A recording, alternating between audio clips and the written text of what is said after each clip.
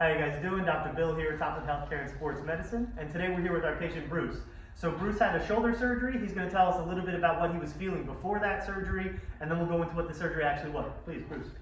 So I was having shoulder pain, limited range of motion. After a round of golf, I would have pain that radiated all down throughout the arm.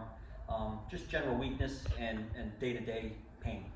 And then so he came in for a little bit of therapy before surgery, and then he consulted the surgeon, and basically what the surgeon found, what did the surgeon find, Bruce? I had overgrowth of the acromion, fraying of the rotator cuff, bursitis, tendonitis, and that would be it. So the acromion is part of your shoulder blade. It's actually a bony prominence that has a bunch of muscles attached to it.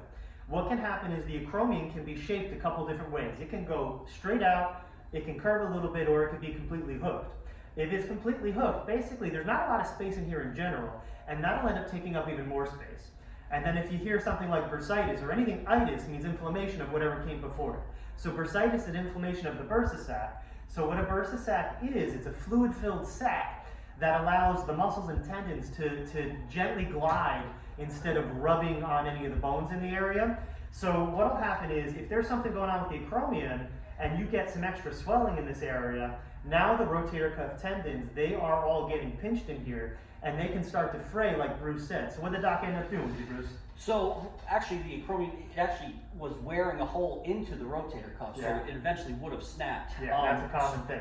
So he cleaned up the bursa sac, cleaned up the AC joint, cleaned up the labrum, shaved off a lot of bone just to make some more room in there, and just basically cleaned it all out so I have free range of motion. Yeah, so like Bruce said, when they clean up that acromion, they're going to shave a little bit of the bone down, so now there's more space in the area. And then the labrum, when they clean that up, so the ball and socket, that's what your shoulder joint is. But the socket's not deep enough to hold the ball, so if there was nothing else there, it would just fall right out. So the labrum actually helps it to hold that ball in there a little bit better, a little bit tighter. And that's why they're cleaning that up, because it can actually get caught in between. How'd you feel right after surgery, Bruce? Well, very sore and stiff right off the bat. I did improve almost every day. I had a little bit more range of motion. Yeah, and this is a different surgery to clean up, because if you're getting a rotator cuff repair, now we have to worry about you firing those muscles too much, moving it too much, and maybe that repair pulls. Whereas if they just clean up and he chops some of that bone, you know, those first couple weeks, yeah, we're sore and we're protecting that site because they did a lot of work in there, but we don't have to worry about ruining anything there. So those first couple weeks, we really just kind of worked on getting your motion back, and you did really, really well with that. Correct. But then what were some of your big goals really with PT? I wanted to get back into gym, back to pushing, you know, bench pressing, shoulder press, things like that. You know, I have 3-year-old twins, so I wanted to make sure I could, you know, throw a ball with them without, you know, being in pain. And also back to playing golf, which was really one of my major issues because I was in a lot of pain with radiating down my arm after a round of golf. And what we're going to do now is we're going to show you a couple exercises that I like to use to get people back in the gym, back to throwing, back to golf, things like that. Okay, so one of the first things we do, if somebody's trying to get back to pressing, especially overhead pressing in the gym, we try to protect that, because if you're doing a true overhead press, you're actually combining a lot of different motions for the shoulder. So the way that we get around that is we do what's called a landmine press. So you can just take a standard bar, put it into the floor. Sometimes there's a landmine attachment, which basically you have a hole you put it into, or you put it into the corner of the wall.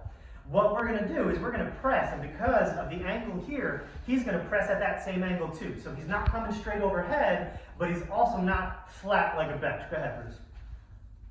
Beautiful. And what this lets him do is it lets him move that shoulder blade a little bit more. It gives him that open space that the doctor's created there so that there shouldn't be any pain. And this is a nice, easy way to get somebody back to doing some overhead work before they're really ready to go completely overhead. How's that feel, Bruce? Perfect. Beautiful. And again, you can load it, you can add more plates to this end, you can really make this a big exercise. Okay, so getting back to throwing, one of the things we're going to do is actually plyometric exercise for the shoulder. So everybody knows plyometrics like jumping, box jumps, things like that. But all plyometric means is that we're using that stretch shortening cycle of a muscle, so basically it stretches quickly and then it rebounds back, and that's all we're going to do with the shoulder here. So we're going to mimic throwing for him, but in the opposite direction. I'm going to throw this over his shoulder, he's going to catch it, and he's going to throw it back to me. Keep that elbow nice and high, Bruce. Here we go. Beautiful. So he lets the momentum of the weight take his arm down, and then he reverses and brings it back. As far as getting back to golf, once Bruce's motion came back and his strength started coming back, it was really just a matter of getting back out there, back to a driving range, starting to hit with some of his smaller clubs, taking nice easy swings, and then gradually getting bigger from there. How'd that go, Bruce? It was good. Yeah, and correct. I started out with just wedges and taking, half swings, quarter swings, and just loosening everything up, not jumping right back into it, not full swing right away. So it's been about 4 months. Would you say you're back to basically everything you want to do? I would say 100%. Good. 100%. 4 months, yeah, I feel great. Awesome, awesome. All right, thanks for joining us, and we'll see you next time. Thank you.